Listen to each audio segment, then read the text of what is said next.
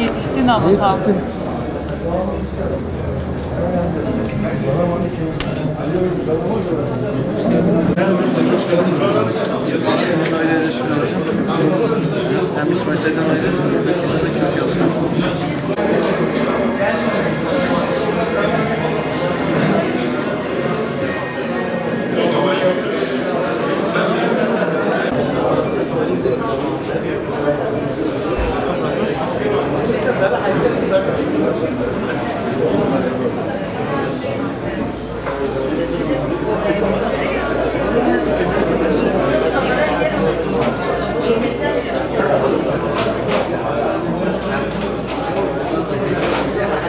Biz bugün bölgemizin ilk millet kıraathanesini açmış bulunmaktayız.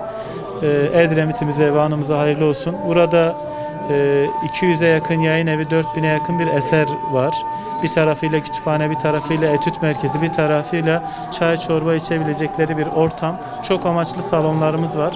Yine rehberlik hizmeti var. Hem tüm Edremit'in gençlerinin, kadınlarının yararlanabileceği bir merkez oldu.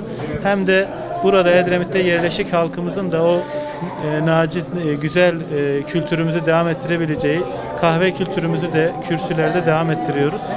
Sosyal belediyecilik anlamında hizmetlerimize devam ediyoruz. İnşallah daha güzel hizmetlerle de karşınıza çıkacağız.